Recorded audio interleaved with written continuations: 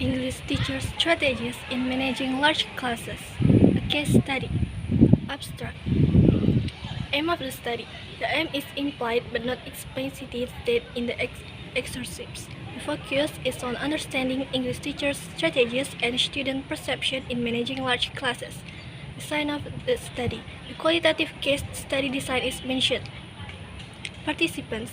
The participants is 4 English teachers and 10 students. The next is data collection and analysis. The methods of data collection is observation, interview, document review. And for the next is major findings. The findings are summarized, indicating that the strategies used were positively perceived by students, but specific details are not provided.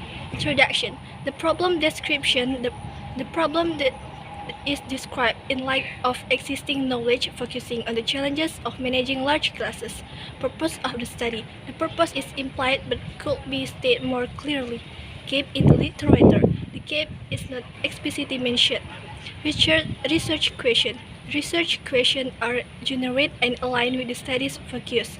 Justification for the study. The need for the study is justified, addressing the challenges faced by teachers in large classes. Methods. Research design. The qualitative case study design is clearly described.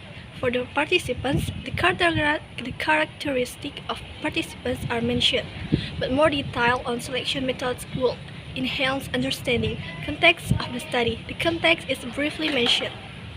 And data collection tools are the purpose and content of data collection tools are mentioned. Data collection and analysis procedure. Procedures are described, but the role of competency of the researchers are not detailed.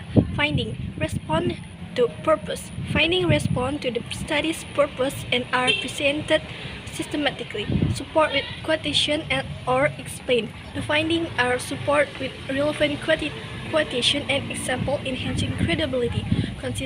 Consistency with methodology. The description and finding is consistent with the methodology. And for the discussion. Review or the principal finding. The discussion briefly review the principal finding. References to literature. Findings are discussed in relation to relevance. And for the explanation for discrepancies. The next is theoretical and practical implication. The implications of the study are not explicitly discussed. For the conclusion, summary of key point. The conclusion succinctly summarizes key point, but it is not fully detailed in the exercise.